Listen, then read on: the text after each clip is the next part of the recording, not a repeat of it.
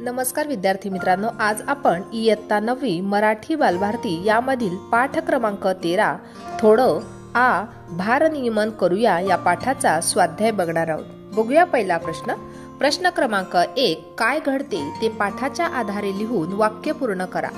त्यातील अ दिला आहे, आदर मनात तुडुंब भरून असल्यास. याचे उत्तर आहे, तो कृतीत सहजासहजी उतरतो. दुसरं, खूप जवळच्या गहिऱ्या नात्यात शब्दांनी आभार मानल्यास. उभय पक्षी अवघडलेपणा येतो, गहिरेपणा उणावून नुसती औपचारिकता उरते. पुढचं बघणार आहोत. ई दिला आहे, मित्रमैत्रिणीने आभार मानल्यास.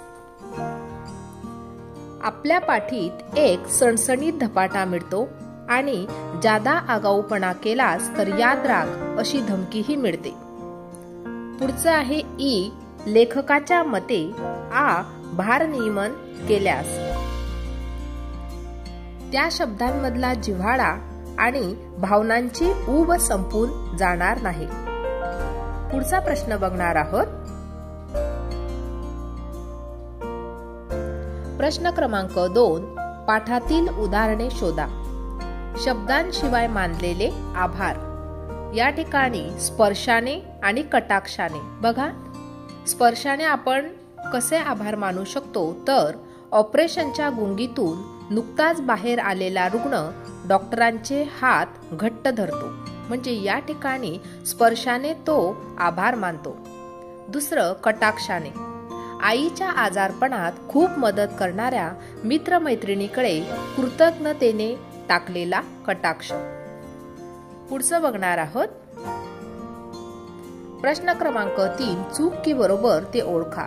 त्यातील अ दिला आहे, आभार आणि अभिनंदन या शब्दात माणसं अनेकदा गल्लत करतात.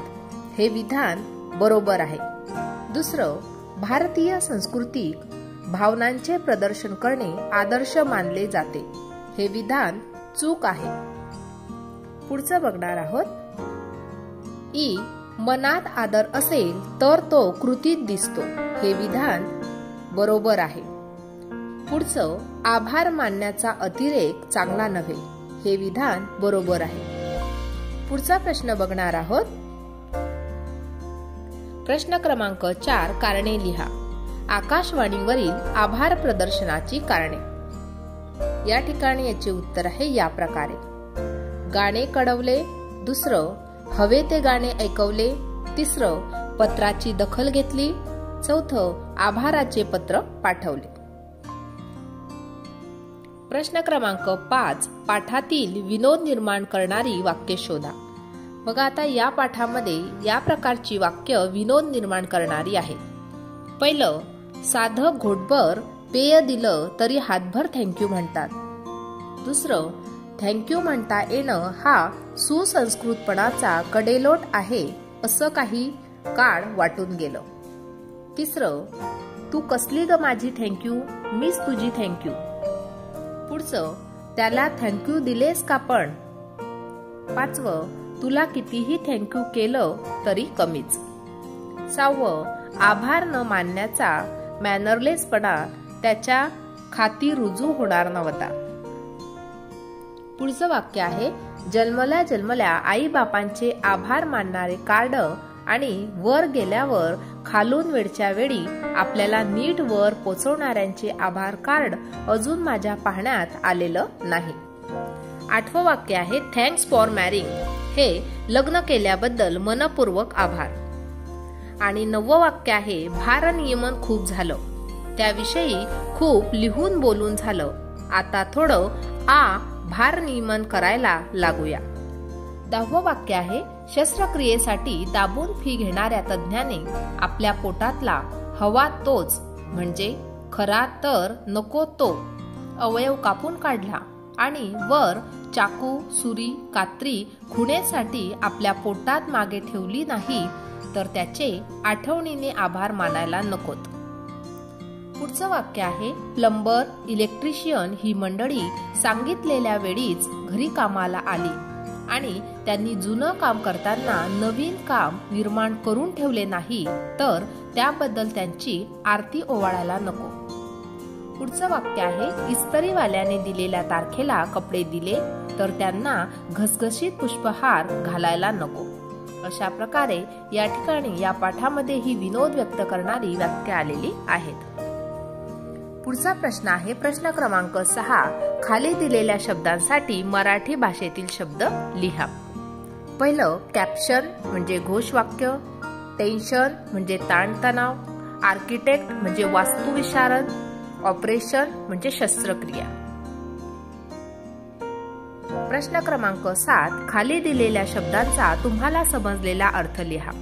पहिलं सुसंस्कृतपणाचा कडेलोट. शिष्टाचार पाळणे हे सुसंस्कृतपणाचे लक्षण मानले जाते. इंग्रज आपल्यापेक्षा श्रेष्ठच आहेत असे मानणारे खूप लोक आहेत.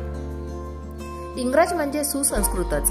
ते जे करतात ते सर्व सुसंस्कृतपणाचे लक्षणच होय असे या लोकांना वाटते. इंग्रज लोक उठता बसता थँक्यू म्हणतात, म्हणून त्यांचे आंधळे अनुकरणही करणारे सतत थँक्यू म्हणतात.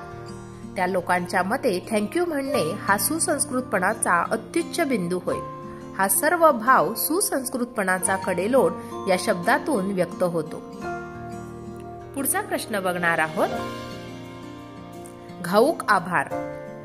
याचा अर्थ आहे सर्व व्यक्तींचे सर्व बाबींसाठी एकदाच एकत्रित आभार मानणे म्हणजे घाऊक आभार मानणे होय. प्रश्न क्रमांक 8. स्वमत. आभार मानणे या शिष्टाचाराविषयीचे तुमचे मत लिहा. आपण अनेक कामे पार पाडतो. ही कामे आपण एकट्याने पूर्ण केलेली नसतात. त्या कामांना अनेकांचा हातभार लागलेला असतो. तरी कामाचे श्रेय आपल्याला मिळते, त्याचे फायदेही आपल्याला मिळतात. वास्तविक आपल्या एकट्याचा तो अधिकार नसतो, त्यावर इतरांचाही अधिकार असतो. पण श्रेय व फायदे मात्र आपण एकटेच घेतो. हे योग्य नाही. इतरांच्या सहकार्याशिवाय आपण काही करू शकत नाही. म्हणून इतरांच्या सहकार्याबद्दल, त्यांच्या मदतीबद्दल कृतज्ञता व्यक्त केली पाहिजे. आभार मानणे हा कृतज्ञता व्यक्त करण्याचा प्रकार आहे. परंतु सध्या आभाराचा अतिरेक चालू आहे.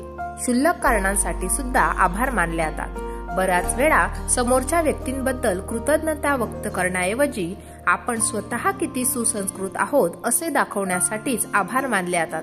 असे होते तेव्हा आभाराचा मूळ उद्देश नष्ट होतो. म्हणून आभार मानताना तारतम्य बाळगले पाहिजे. मुख्य म्हणजे अत्यंत प्रामाणिकपणे व नम्रतेने आभार मानले पाहिजेत. पुढचं बघणार आहोत. पाठाच्या शीर्षकातून तुम्हाला समजलेला विनोद तुमच्या शब्दात स्पष्ट करा. या प्रश्नाचे उत्तर आहे या प्रकारे. भारनियमन म्हणजे विजेच्या पुरवठ्यात केलेली काटकसर. भारनियमन, काटकसर हे गोंडस शब्द आहेत, पण वस्तुस्थिती अत्यंत विदारक आहे. मुंबई सारख्या शहरात 24 तास वीज पुरवठा चालू असतो, पण ग्रामीण भागात मात्र 10-10, 15-15 तास वीज पुरवठा बंद होतो. ग्रामीण जनतेला त्यामुळे अनेक हाल अपेष्टांना तोंड द्यावे लागते. शासन या हाल अपेष्टा कमी करत नाहीत, मात्र या हाल अपेष्टांना गोंडस नाव देते, भारनियमन. उलट परिस्थिती दुसऱ्या ठिकाणी दिसते. लोक सुसंस्कृतपणाच्या कल्पनेच्या ओझ्याखाली आभार, सॉरी वगैरे शब्दांचा वापर करतात. अत्यंत क्षुल्लक कारणांसाठी सुद्धा या शब्दांची उधळण केली जाते. अनेकदा ही उधळण हास्यास्पद पातळीवर जाऊन पोहोचते. म्हणून लग्न करणाऱ्या नवऱ्या मुलाचे लग्न केल्याबद्दल आभार मानले जातात. खरे तर आभाराची काटकसर करणे आवश्यक आहे.